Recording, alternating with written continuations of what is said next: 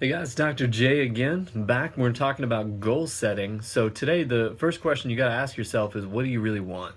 Okay, so a lot of times people will come and say they want things like, I want to lose weight. Makes sense, awesome. So then let's get specific with that. Okay, so the SMART acronym I'll go through is S.M.A.R.T. So the first thing is specific. So specifically, how much weight do you want to lose? I want to lose 100 pounds, 20 pounds, 5 pounds, 3 pounds.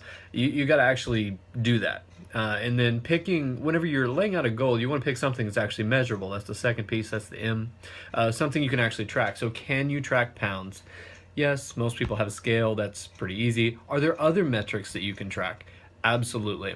Especially with weight loss, I highly encourage you to check as many metrics as you possibly can, because that one particular number may not move in the way that you expect it to.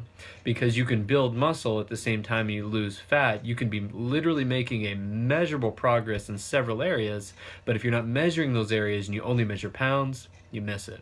So do lots of different strategies towards metrics. Highly encourage that. The next piece, whenever you're looking at the A, it needs to be something that's achievable. Okay, so for example, I'm not losing 100 pounds. I've lost the body fat that I need, maybe a few pounds here or there. But the reality is that there was a time I needed to get that down, but there's no way that I'm going to lose 100 pounds now. So it's not achievable. That's not realistic. That's not going to happen.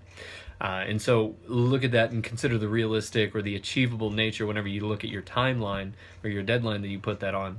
We just went over the A. The R is relevant. Okay, so losing weight, if that's relevant to your overall scheme, what you want in life, you want to be healthy, you want to be there for your kids, you want to be able to get out and go out and play. Like once you're done with work, you just don't have any energy.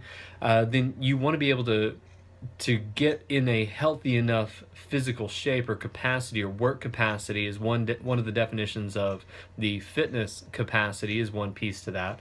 So if ultimately that's your end goal for setting this particular goal, then is losing weight relevant to have energy, be there with your family, to be there for your kids, to eliminate or reduce your chances of diabetes, heart disease, those things? Is that going to be relevant? Of course it is.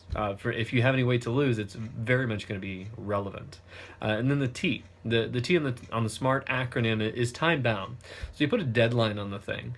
So if you're going to lose, let's just pick 20 pounds. If you're going to lose 20 pounds, what's the deadline? Are you going to give yourself 10 years to lose 20 pounds? You're going to give yourself a day? Best chance there, you're going to have to cut off an arm or something to lose 20 pounds in a day.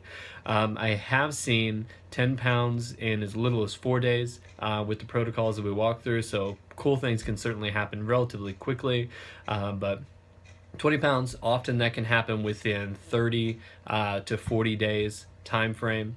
So set a deadline. Okay, so you need to be specific with your goal, something that you can actually measure. It needs to be something that you can actually legitimately achieve.